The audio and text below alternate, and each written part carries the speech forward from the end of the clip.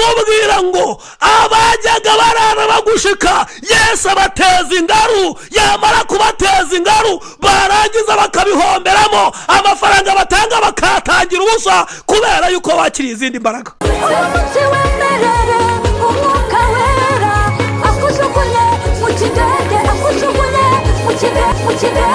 Yesu nashimwe cyane.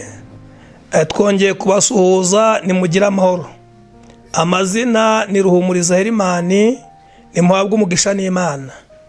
Abatari mwakora subscribe kuri M14 ndabasabye, fata nk'umunota umwe cyangwa amasegonda 30 ukore subscribe, nurangiza ukore share, nurangiza utange na comment. Nimba ubona ari byiza, Yesu aho umugisha mwinshi cyane. Nongeye kwishimira ko bongeye kunyakira ahangaha kuri M14.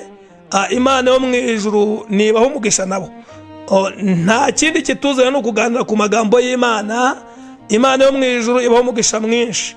Reka nubundi tuganire kuri aya magambo dusanga mu gitabo cy'ibyakozwe n'intumwa igice cya 19. Dusome duhereye ku murongo wa mbere, niturangiza tuganire kuri aya magambo. Yesu abaho umugisha. Umutwe w'amagambo uravuze ngo abigishwa ba Yohana umubatiza buzura umwuka wera. Apolo ari Korinto, Paulo anyura mu bihugu byo ruguru, asohora muri Efeso, asanga abigishwa bamwe, arababaza ati, mwahawe umwuka wera mutangiye kwizera? Baramusubiza bati, ntabwo twari twumva yuko umwuka wera yaje. Arababaza ati, mwabatijwe mubatizo ki? Baramusubiza bati, umubatizo wa Yohana. Paulo ati, Yohana yababatije umubatizo wo kwihana, abwira abantu kwizera uzaza hanyuma ye ari we Yesu. Babyumvise batyo babatizwa mu izina ry'umwami Yesu. Paulo amaze kubarambikaho ibiganza, umwuka wera abazaho, bavuga izindi ndimi, barahanura. Abo bantu bose bari nka 12. Mwakire neza ijambo ry'Imana. Mana, ndagushimiye, ngushimiye ubuntu n'urukundo rwawe, ngushimiye kuri Imana y'imbaraga nyinshi, ngushimiye kuri Imana itabura kwigenza, ngushimiye kuri Imana iza yarangiza igakora imirimo itangaje. Haleluya. Bine fosi andosahi elo bene afosi mando. Mu izina rya Yesu Kristo rifite imbaraga, mpamagaye imbaraga z'umwuka wera kugira ngo zururuke. Mpamagaye imbaraga z'umwuka wera kugira ngo zikore imirimo itangaje. Mu izina rya Yesu Kristo rifite imbaraga, ndagushimiye Yesu, ndagushimiye kwa kukoze igitangaza gikomeye, ukaba wongeye kurengera ubwoko bwawe. Ni mu izina rya Yesu, amen. Yesu nabaho umugisha mwinshi cyane. Turabanezerewe, abari hafi, abari kure. Imana yo mu ijuru niho umugisha mwinshi cyane. Turanezerewe cyane. Ikintu kitunejeje nta kindi nuko twongeye kugaruka dufite icyo kubabwira. Imana yo mu ijuru habwe icyubahiro. Haleluya. Aya masaha nkuzaniye ijambo rikubwira ngo Uwiteka akumwarize imbaraga z'umwijima. Imana yo mu ijuru tugereza, kandi Imana yo mu ijuru turengere cyane. Imana ikumwarize imbaraga z'umwijima. Mwabana b'Imana mwe, turi mu isi ikoreramo imbaraga z'umwijima. Ukeneye umwuka wera kugira ngo agufashe kugira ngo imbaraga z'umwijima zimwarwe. Imana yo mu ijuru turengere cyane. Dusomye amagambo y'Imana mu gitabo cy'ibyakozwe n'intumwa, Apolo ngo ari Korinto, Paulo ngo arangije arahanyura ajya muri Efeso, arangije ngo asanga abigishwa ba Yohana. Abigishwa ba Yohana ngo bari nka 12. Imana yo mwijuru tugire neza kandi Imana yo mwijuru turengere cyane. Ngo bari nka 12. Abigishwa ngo bari batari bahabwa umwuka wera. Ndashaka kubabwira mwabera b'Imana mwe, umwuka wera ni umuyobozi. Haleluya. Umwuka wera ni umuyobozi. Kabiri, umwuka wera ni mwarimu. Gatatu, umwuka wera ni umucamanza. Kane, ndashaka kubabwira ngo umwuka wera ni imbaraga. Imana ishimwe. Mwuka wera ni imbaraga. Ndashaka kuvuga kuri izi mbaraga z'umwuka wera, twaragiza tugasenga Imana. Mwuka wera akora ibintu abanyembaraga batabasha gukora. Mwuka wera akora ibintu imbaraga z'abapfumu zitabasha gukora. Mwuka wera akora imirimo imbaraga z'abakonikoni zitabasha gukora. Umwuka wera akora ibitangaza. Imana yo mwijuru tugireza kandi Imana yo mwijuru turengere cyane. Mwifurije kugira ngo wuzure umwuka wera, kandi mwifurije kugira ngo umwuka wera abe muri wowe. Imana ishimwe. Mwuka wera naba muri wowe, shatse kubwira ngo uzakira impinduka zitandukanye. Ubuzima bwawe buzakira impinduka zitandukanye. Imana ishimwe. Paulo ngo arangije abaza bano bigishwa ba Yohana, ngo bari barabatijwe umubatizo wa Yohana. Arababaza ngo ese mukimara kwizera mwahawe umwuka wera? Haleluya. Mbifurije kugira ngo muhabwe umwuka wera. Undi umwuka wera ni mwarimu. Tokezo bini andotai. Mwuka wera ni mwarimu. Mwuka wera arigisha. Haleluya. Mwuka wera ni umuyobozi.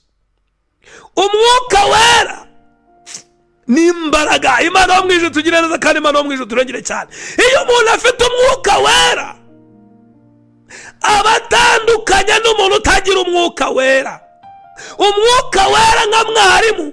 Umwuka wera kwigisha imico n'imyifatire. Imana yo mwijuru tugire neza kandi Imana yo mwijuru turengere cyane. Umwuka wera kwigisha, akwigisha ibintu bikwiriye umuntu wamaze kwakira Kristo. Imana ishimwe. Ngo arangize baramubwira ngo hoya, nta nubwo tumuzi umwuka wera. Imana yo mwijuru tugire neza kandi Imana yo mwijuru turengere cyane. Iyo umuntu yamaze guhabwa umwuka wera aratinyuka. Akira umwuka wera umara ubwoba. Haleluya. Akira umwuka wera ukumara ubwoba. Abantu uyu munsi basigaye bagenda n'ubwoba, basigaye bakita. Abantu basigaye bagendana guhinda umushyitsi bitewe n'uko nta mwuka wera. Kurabwira umuntu ngo asengera, wabwira umuntu ngo asengera bitewe n'uko nta mwuka wera afite. Yarangiza akagira ubwo akavuga ati namusengera, abadayimoni bakamuvamo bakanjyamo. Reka mbabwire inshuti zanjye, abantu baracyakeneye kuzura umwuka wera. Hariho benshi bari baruzuye umwuka ariko bamaze gutakaza imbaraga z'umwuka wera. Imana yo mwijuru tugire neza kandi Imana yo mwijuru turengere cyane. Ngo arangize Paulo ngo abarambika ibiganza. Haleluya. Amaze kubarambika ibiganza arabasengera. Ndashaka kubabwira ikintu cyabaye bitewe n'imbaraga za mwuka wera. Niturangiza dusenga Imana, mbifurije kuzura umwuka wera. Imana ishimwe. Ngo akimara kubasengera buzura umwuka wera. Abigishwa ba Yohana ngo babuzure umwuka wera. Ngo barangije barahanura. Haleluya. Ngo barahanura. Bamaze guhanura, Paulo ngo arangije akomeza umurimo. Arangije ngo bakimara kuzura umwuka wera bataka ikirere cya Efeso. Iki kirere cya Efeso ngo cyari cyarabashwe n'imbaraga z'abadayimoni. Iki kirere cya Efeso ngo cyari cyarabashwe n'imbaraga z'abarozi. Iki kirere cya Efeso ngo cyari cyarabashwe n'imbaraga z'imyuka mibi. Kugeza ku rwego iki kirere cya Efeso ngo bagiraga imana kazi y'ingore bita Rotemi. iyi manakazi bita Rotemi ngo yari imanakazi ngo bizereragamo, batagira umwuka wera ngo bayizereragamo. Abatagira umwuka wera ngo barayiramyaga, abatagira umwuka wera ngo bayikubitaga imbere kuko ngo bayizereragamo imvura, bakayizereramo urubyaro, bakayizereramo ibitangaza. Imana yo mu ijuru tugire neza kandi Imana yo mu ijuru turengere cyane. Iyi manakazi y'ingore, Imana yo mu ijuru tugire neza, Imana yo mu ijuru turengere cyane. Haleluya! Ndashaka kubabwira imbaraga za mwuka wera ziruta imana y'ingore. Reka nkubwire inshuti yanjye, wazengerejwe n'imana z'ingore. Imana yo mu ijuru tugire neza kandi Imana yo mu ijuru turengere. Imana ikuzuza umwuka wera, nurangiza ugende hejuru y'ikirere cyizo mana. Imana yo mu ijuru tugire neza kandi Imana yo mu ijuru turengere cyane. Ngo abahungu bataka ikirere cya Efeso babwiriza ubutumwa bwiza abantu ngo bari hano muri Efeso. Harirabakidasamo. Reka nkubwire imbaraga za mwuka wera zirahindura tasibone. Imbaraga za mwuka wera zikora imirimo. Umuririmbyi yaririmbye w'107 arangije avanga umwuka wera akora imirimo, niwo wemeza abantu. Abahungu barabwirije abantu bemera Yesu, natwe Yesu turamwemera. Harirabakidasamo. Mwifurije kwemera umwami Yesu. Niwemera Yesu uzaba wakiriye imbaraga, niwemera Yesu uzaba wakiriye ubutabazi, niwemera Yesu uzaba wakiriye uburengezi. Imana ishimwe. Haleluya! Niwakira Yesu ukamwemera, reka nkubwire uzaba wemeye impinduka z'ubuzima bwawe. Yayasibofasimendos. Niwemera Yesu uzaba wemeye ubutabazi, niwemera Yesu uzaba wemeye imbaraga zikomeye. Abanyefezi ngo batangira kwemera Yesu. Nusoma hariho ngo abantu ngo bari bafite ibitabo by'ubukonikoni, ngo bakoragamo ibintu by'ubupfumu, ngo bamaze kumva imbaraga za Yesu zirabafata. Haleluya! Imbaraga z'umwami Yesu zirabafata, imbaraga za mwuka wera zibafashe ngo zibemeza kujya kuzana ibyo bitabo bakoreragamo ibintu by'uburozi, ibintu by'ubukonikoni. Ngo barangije barabizana, barangije ngo barabitwika, bakira Yesu. Reka nkubwire mwabera b'Imana mwe, ndashaka kubabwira ngo wakiriye Yesu urabohoka. Iyo wakiriye Yesu wakira imbaraga, iyo wakiriye Yesu wakira impinduka. Tokazo bini fosimi. Ndashaka kugwanira nkubwira ngo akira Yesu. Niwakira Yesu uzakira urubyaro. Ndashaka kubwira ngo niwakira Yesu uzakira ubudahangarwa. Niwakira Yesu uzaba wakiriye imbaraga zidasanzwe. Bibiliya iravuga ngo ibyo bitabo byatwitse, ibyo bitongo byatwitse kubera ubutumwa bwiza bwa Yesu, ngo byari bihagaze mu gaciro. Bibiliya iravuga ngo ni inzove 5. Ariko iyo ntekereje igiciro cy'inzove 5 mpita ntekereza ko ari nk'amadolari byibuze nka miliyoni 5. Imana yo mu ijuru tugireza kandi Imana yo mu ijuru turengere cyane. Ndashaka kubabwira ngo wakire Yesu hari ibintu Yesu ateza igihombo. Abazimu Yesu abateza igihombo, abararaga bakuniga barakurekura Yesu akabateza igihombo. Otaya bin. Kuko Yesu ni umunyembaraga, mwuka wera ni umunyembaraga. Haleluya! Mwuka wera ni umunyembaraga. Iyo wamwemeye ukamera imbaraga ze, ndashaka kubwira ngo abajyaga barara bagushika Yesu abateza ingaru. Yamara kubateza ingaru barangiza bakabihomberamo, amafaranga batanga bakatangira ubusa kubera yuko wakiriye izindi mbaraga.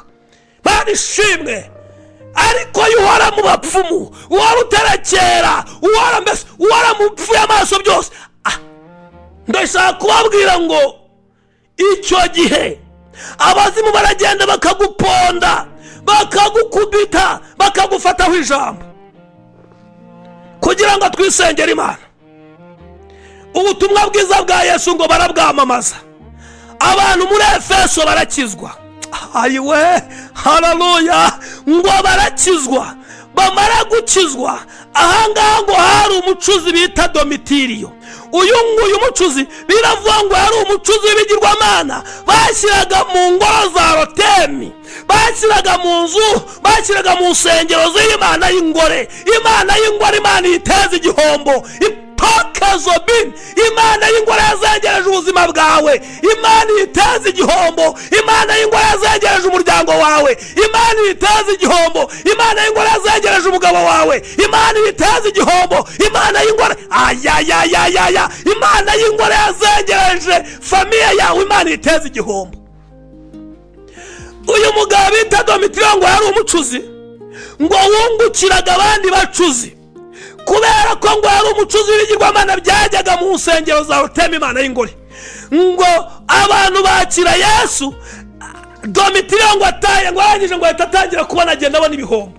Arangije ngo ahamagara abacuzi, arabegeranya, arababwira ati birakwiye yuko turwanya bano bantu, kubera ko nitutabarwanya turi buze gutakaza agaciro. Imana igira ibintu itesha agaciro ku buzima bwawe. Imana igira ibintu itesha agaciro ku buzima bw'abana bawe. Bana bawe barara bacuramye. Mama, uri umukire ariko abana bawe barara mu kirambi. Uri umukire ariko abana bawe barara bahebeba. Uri umukire ariko wabuze amahoro. Uri umukire ariko n'urari wawe. Reka ngubwire, hari Imana, hari imbaraga z'Imana zimedoshika binigo ziri hejuru y'Imana ya Roteme, Imana y'ingore. Imana y'ingore niraza abana bawe gutyo. Imana y'ingore nikuraza, ikuraza mu kabari, warangiza bukagukera. Umva nkubwire, ukeneye ubutabazi bwa Mwuka Wera, ukeneye ubutabazi bwa Yesu n'Umwuka Wera. Imana yo mu ijuru tugire neza, kandi Imana yo mu ijuru turengere cyane. Wabita Domitiriyo ngo arangije ateranya abapfumu, ateranya abakonikoni, ateranya abarozi. Arangije ahabwa ati bene data mureke mbabwire, murabizi yuko ubutunzi dufite buva kuri uyu mwuga, none dore utakaje agaciro, turasebye. Yesu abasebye. Abamaze iminsi barwanya ubuzima bwawe, Yesu abasebye.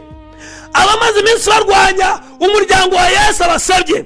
Abamaze iminsi barwanya business yawe, Yesu abasebye. Yesu nabasebye mu izina rya Yesu. Tokezobini fosimi, ngwanure mu ijambo rikubwira ngo Yesu abasebye. Yesu nabasebye, haleluya. Yesu nabasebye. Ngo arangije ahabwira ngo murabizi ko ubutunzi bwacu buva kuri uyu mwuga, none karabaye. Yesu aduteje ingaro. Yesu nabateza ingaro. Tugiye gusenga Imana. Yesu aguteza ingaro ibibangamiye ubuzima bwawe. Yesu aguteza ingaro abarozi bakuroga. Yesu aguteza ingaro abakwicira ubukwe. Yesu aguteza ingaro tokeya bayikita. Yesu aguteza ingaro abohereza inyatsi mu bintu byawe. Yesu aguteza ingaro toizemo. Yesu aguteza ingaro mu izina rya Yesu. Yesu naguteza ingaro nabateza ibihombo, abatanga ibiguzi ngo bakuroga upfe. Wabuze amahoro, ibintu bikurabira, birara bigushikagura, ibintu birara bikurya, ubuzima bwawe buri mu kaga. Reka nkubwire, wari ugiye kwiyahura biranga, n'Imana yakugaruye, ni Yesu wakugaruye. Reka nkubwire, nta wundi muntu wabikoze, nuko Yesu yateje ingaro, Imana y'ingore. Imana yateje ingaro Ruteme. Ubundi bari byararangiye. Umva nkubwire nshuti yanjye, uri mu gihugu cyiza, uhembwa neza, ariko ndashaka kubwira ngo ubuzabaho. Yesu niwe wenyine waguhamara, Yesu niwe wenyine wagutabara. Ubuzima bwawe buri mu kaga, urarurira, urarubaroga ngo baragutaye. Yesu akugarurira abawe, Yesu akugaruriza ibyawe. Yesu akugarura umugabo dore yaragiye. Yesu namugarura mu izina rya Yesu. Yesu nakugarura ubwo dore murasenyuka. Yesu narugarure. Yesu nakugarura abantu dore abana barahumanye, barara bahebe bangihene, barara bavuza induru, barabashikagurika. Urabyuka wajya kubareba ugasanga baryamye bacuramye. Yesu bacurukure. Yesu nabamugisha mwinshi cyane. Yesu agutereza ingaro mu izina rya Yesu. Yesu agira ibintu ateza igihombo ku buzima bwawe. Yesu nabamugisha. Reka twifatikanye muri no sengesho rivuga ngo Yesu bateza ingaro. Mana, uri Imana ishoboye ibintu byose, uratabara. Watabaye Abayuda, Morodekayi isaha yo gupfa yari yageze, urangije uramutabara, urangije umuha ijambo. Habwa icyubahiro Yesu. Waramutabaye umunsi wo gupfaho, urangije umuha ijambo, urangije umwoherereza ubutabazi, urangije ukora igitangaza gikomeye, arangije nawe ahabwa icyubahiro. Niyo mpamvu usengeye bene data bazakurikirana kino kiganiro, uwera wa Isiraheli uzabatabariremo, uzabakiriza mu burwayi, uzabeshereza mu icyubahiro, kandi Uwiteka Nyiringabo uzabuzuza umwuka kwa kumukorera no gukora imirimo. Urakoze cyane Kristo, urakoze kwa koresheje icyubahiro mu izina rya Yesu. Amen, amen.